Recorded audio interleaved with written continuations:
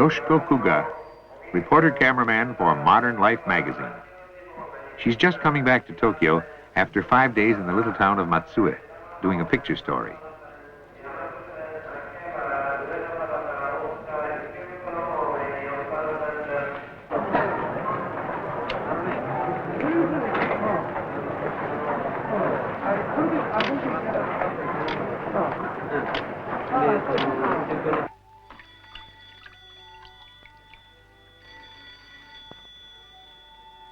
Yoshiko lives in Tokyo with her husband, Saburo. Hi, moshi. Yoshiko? Their apartment is in one of the standard government housing projects. In the current housing shortage, these apartments are assigned by lot, and the Kugas, on a long waiting list, were lucky enough to draw a winning number. The average Tokyo family lives in an apartment like this.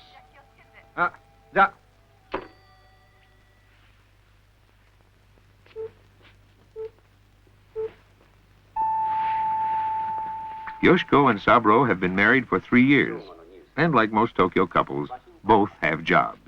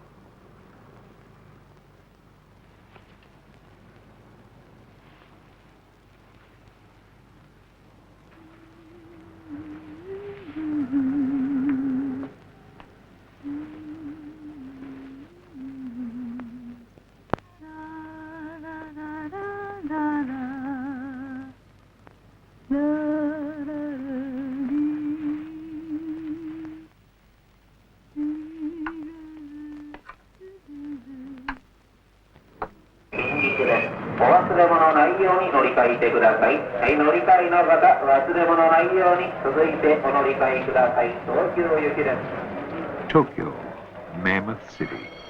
Her gigantic arteries, the subways, pulse with their strongest beat in the morning. The white-collar workers' mightiest daily struggle is the morning rush hour train.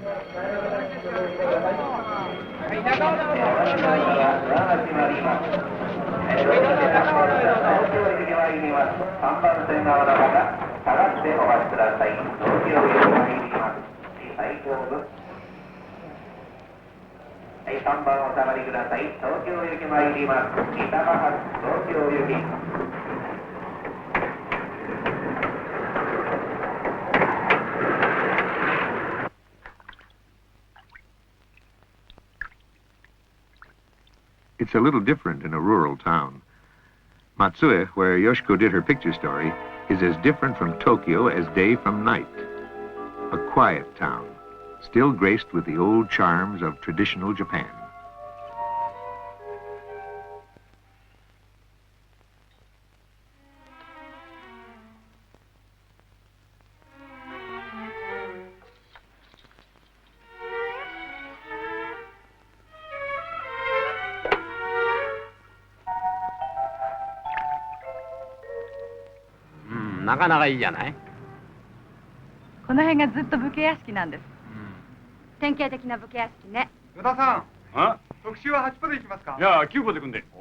Matsue is nestled on the coast of the Sea of Japan, some 600 kilometers west of Tokyo. Yoshiko, on the trail of prototype Japanese cities, had been thinking for some time of doing a story on Matsue.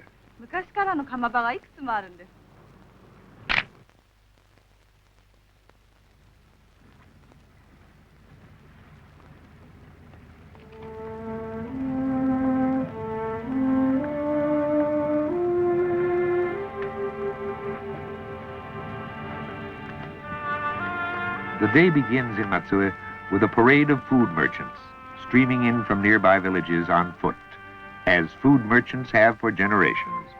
It's not a bit like the big city, where a complex and impersonal distribution system moves the standard merchandise first from a processor to the central wholesale markets, then to the retailer, and eventually to the consumer.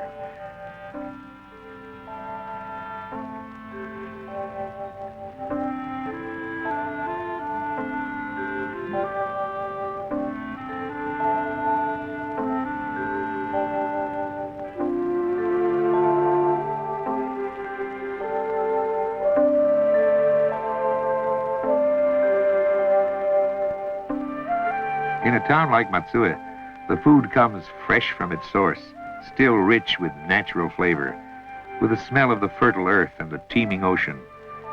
The precious intimacy so lacking in the big modern city is well preserved in this little town. It's another face of Japan, something more than a scenic background.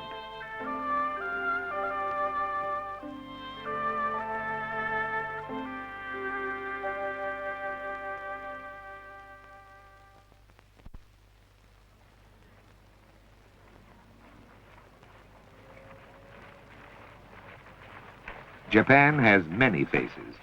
One is the elegance of the imperial palace, sometimes difficult to discern beyond the ever-present clusters of tourists.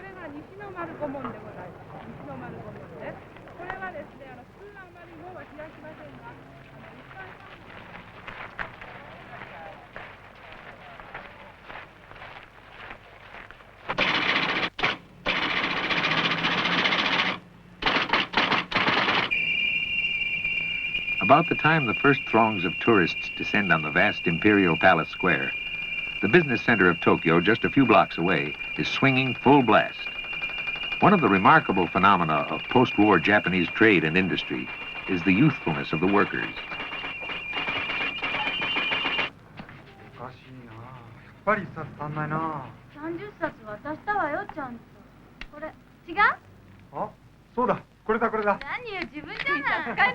In a small organization, like the photo magazine where Yoshiko works, the emphasis on youth is especially strong. In a creative atmosphere like this, there's a premium on new ideas and the flexibility of youth.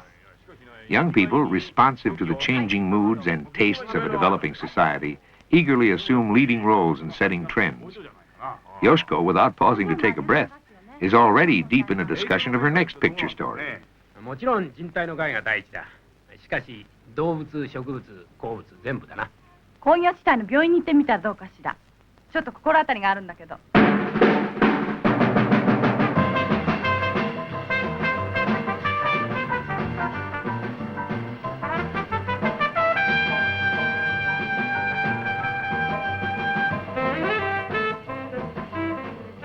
One of the latest trends among Japanese youth is making music rather than just listening to it. And there's a boom in musical instrument sales.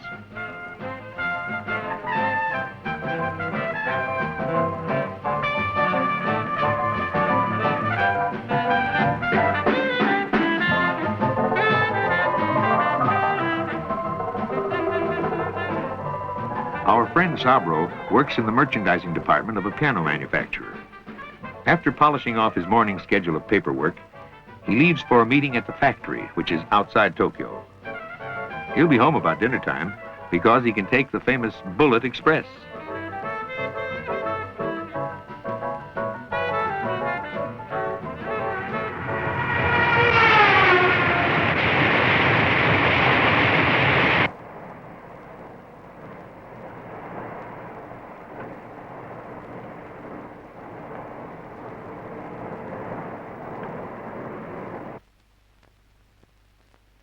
Saburo gets a warm feeling of pride and satisfaction here, where the wood used in his company's pianos is fully seasoned. He knows what that means to the quality of the instruments.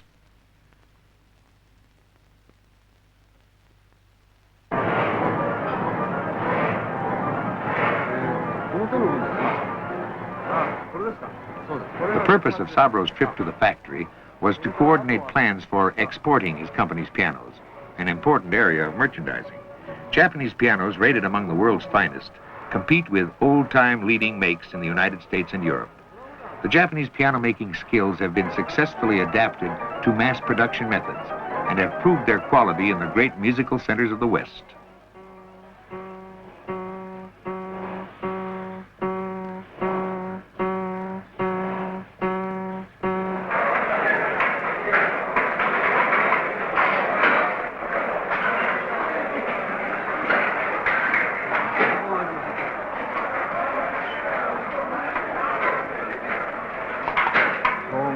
様でした。いやいや、皆さんも大変ですな、行ったり来たり。いや、もう慣れっこですから。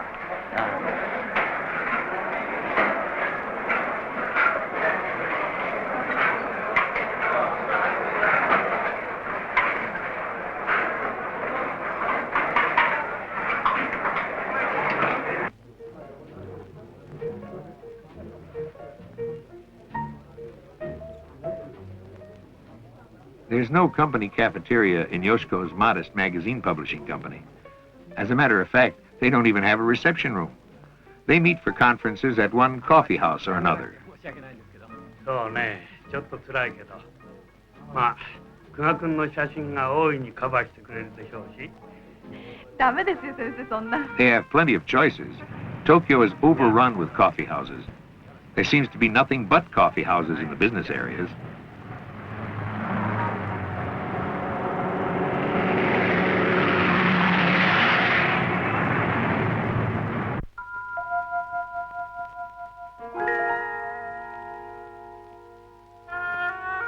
How different it is in Matsue, away from the rush of the city. In that serene town, there's no coffee house din and clatter, but the quiet of the chanoyu for a relaxing cup of tea.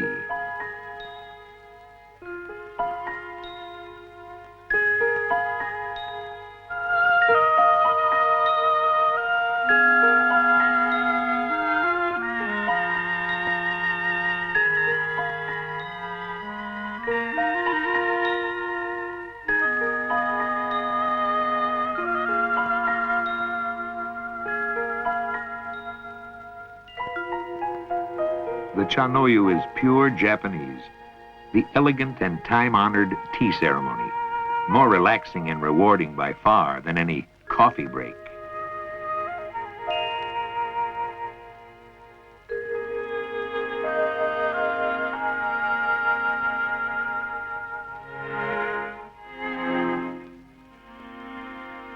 Part of the charm of the tea ceremony is the tea service itself, the cups and bowls.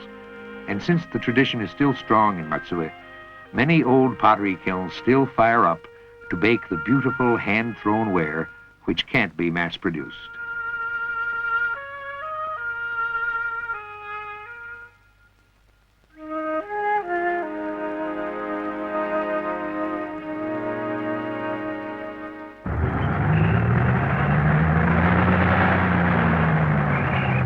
But the fact that old handcrafts survive in Matsue does not mean the town has taken a back seat in Japan's industrial development.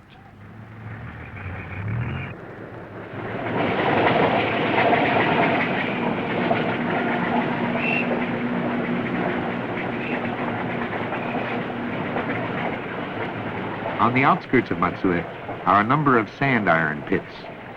Out of these pits comes the material which, when processed in the most modern of electric furnaces, becomes the great Japanese tamahagane, the high-quality steel that competes with the world-famous Swedish steel.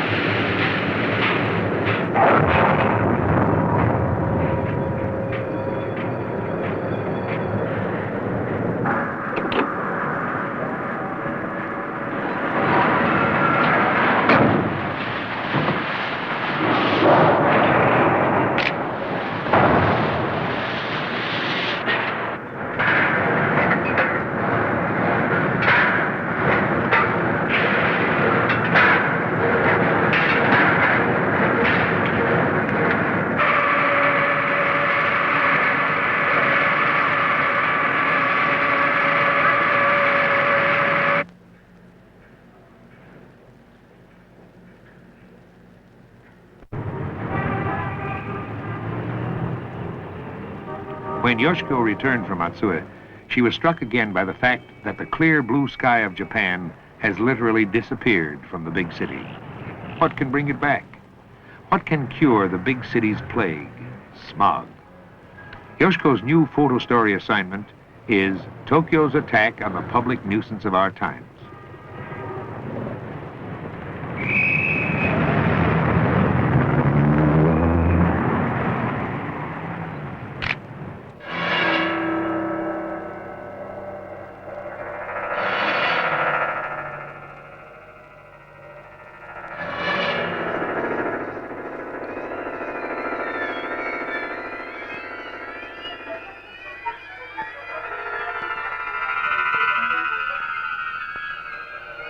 air pollution, the lamentable byproduct of industrial society, the evil that accompanies all the good that industrialization brings.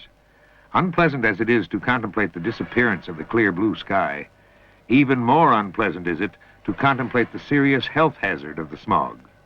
The two major ingredients of smog which are most harmful are carbon monoxide and sulfuric acid gas.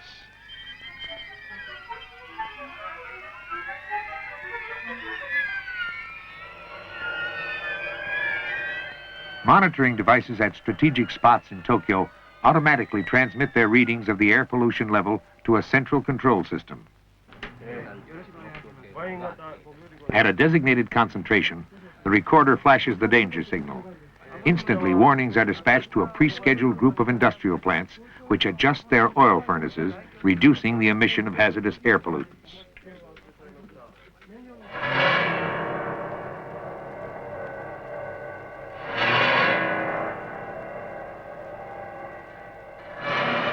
Remarkable progress has been made in air pollution research in recent years, but as yet, no basic countermeasure has been developed to reduce this public health hazard.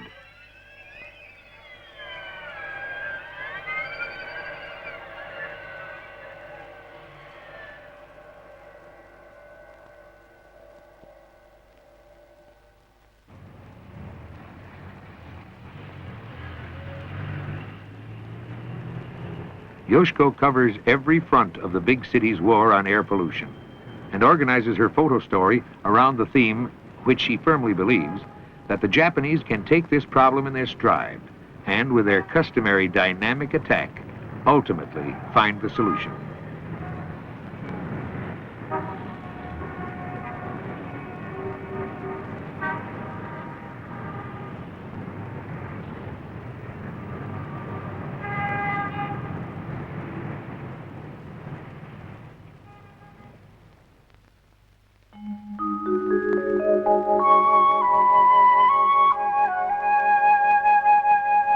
Chidorijo, the Plover Castle, boldly thrusts its graceful silhouette against the clear blue sky over Matsue, a sky unblemished by the black smear of air pollution.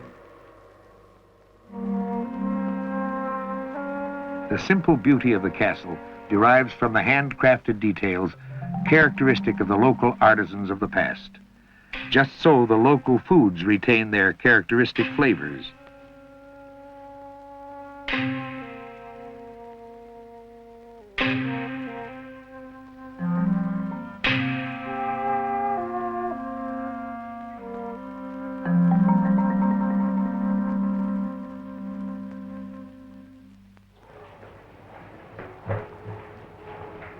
In the tangle of Tokyo, on the other hand, local flavor in cookery has all but been lost.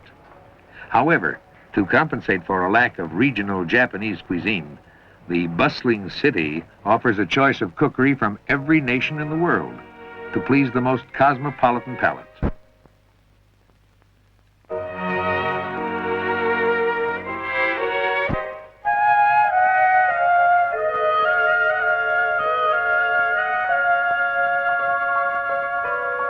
The cosmopolitan variety of foods in Tokyo is matched by the cosmopolitan flavor of its shops, where every conceivable kind of merchandise is available.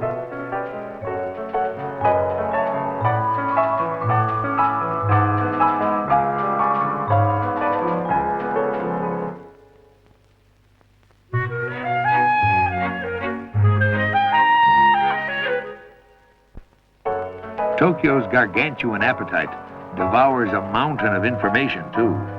Its voracious readers appease their reading hunger with 100 weeklies from every corner of the globe.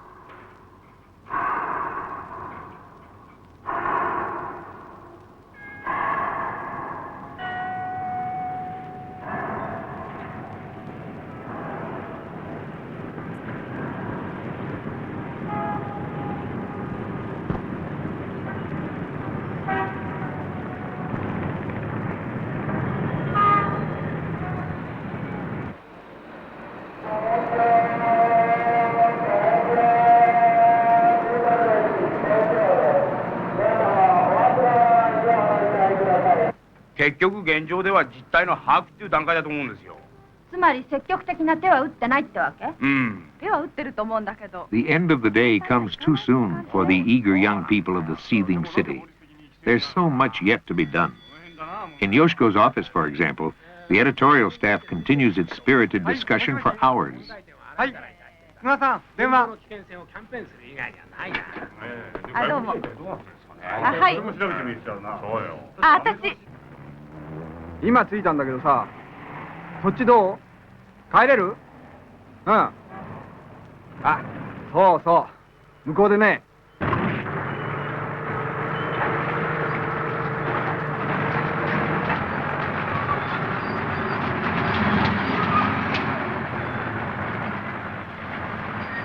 The end of World War II found Japan completely cut off from its pre-war conditions and attitudes. Seemingly everything had a new beginning. A new young generation, reaching maturity as citizens of the world, moves forward, their vision unclouded, aware that on their shoulders rests the destiny of Japan.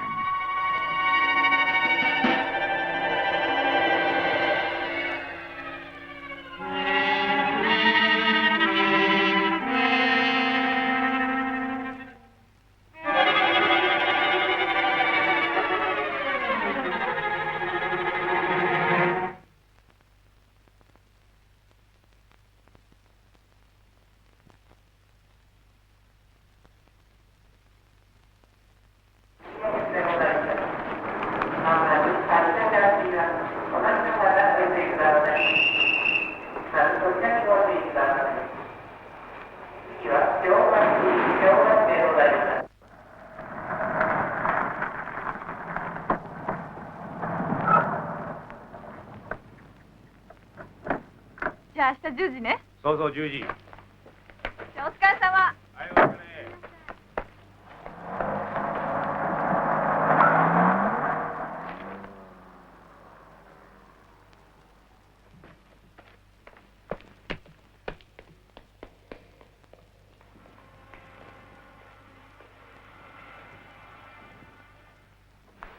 昔のままそっくり残ってんのよ。戦争で焼けなかったから。なるほどね。一度行ってみたいな。これが松江城か。これは？どれ？あ、それはラフカデヨハンが住んでたところ。これは宍道湖。夕焼けがすごく素敵なの。